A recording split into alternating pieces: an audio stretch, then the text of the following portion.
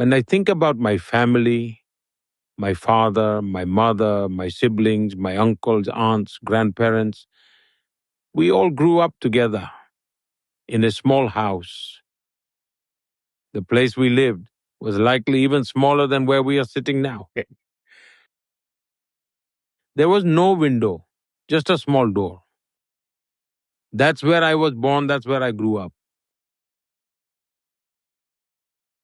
Now, when people talk about poverty, it's natural to discuss it in the context of public life. And by those standards, my early life was spent in extreme poverty.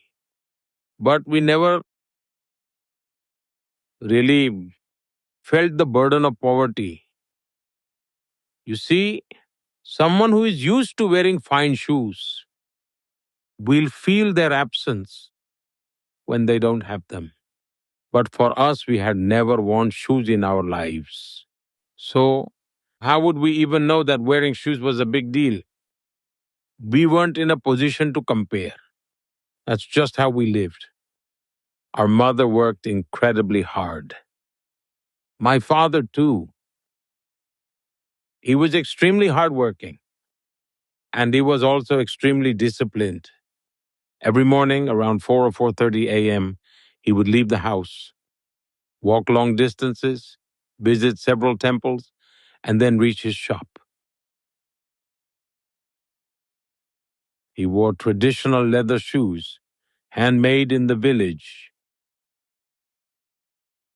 The shoes were very tough and sturdy, making a distinct tock, tock, tock sound when he walked.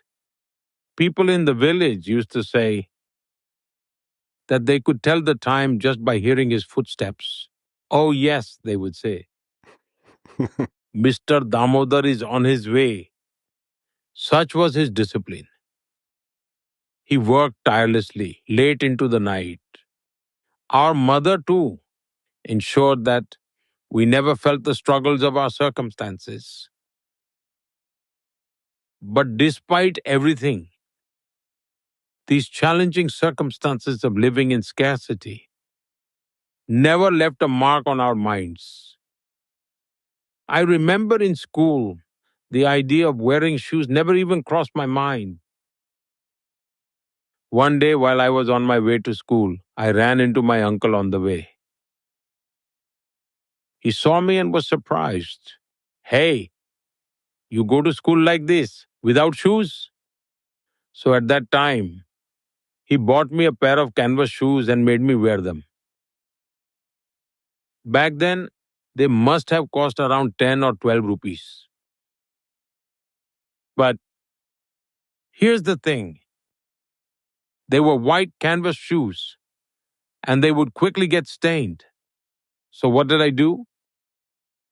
In the evening, after school was over, I would stay back for a while. I would go from classroom to classroom, collecting leftover pieces of chalk that the teachers had discarded.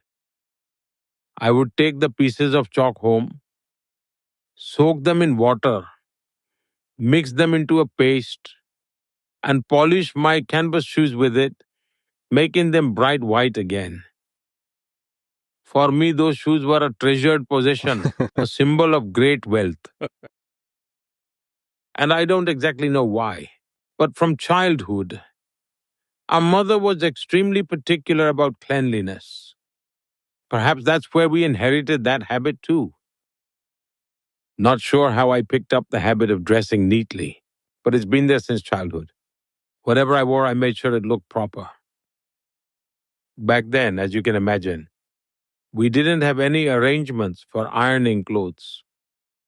So instead, I would heat up water in a copper pot, hold it with tongs, and press my clothes myself.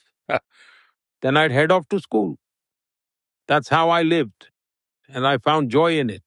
We never thought about being poor or judged about how others lived or what their struggles were. We lived carefree, enjoying whatever little we had, and kept working hard. Never once did we complain about these things. And all these aspects of my life, whether you call it fortune or misfortune, unfolded in such a way in politics that they started coming to light. Because when I was taking my oath as chief minister, TV reporters went to my village, questioned my childhood friends, went to capture videos of my home. That's when people started asking, who is this and what background he is coming from? Before that, very few knew much about my life. That's just how my journey has been. My mother possessed an innate spirit of caring for others' well being. It was woven into the very fabric of her being.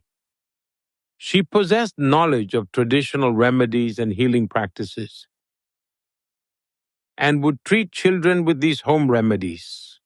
Every morning before sunrise around 5 o'clock, she would start treating them. So all the children and their parents would gather at our home, little children crying, and we had to wake up early because of it. Meanwhile, my mother would continue treating them with care. This spirit of service, in a way, was nurtured through these experiences. A sense of empathy for society, the desire to do good for others. These values were instilled in me from my family. I believe that my life has been shaped by my mother, my father, my teachers, and the environment I grew up in.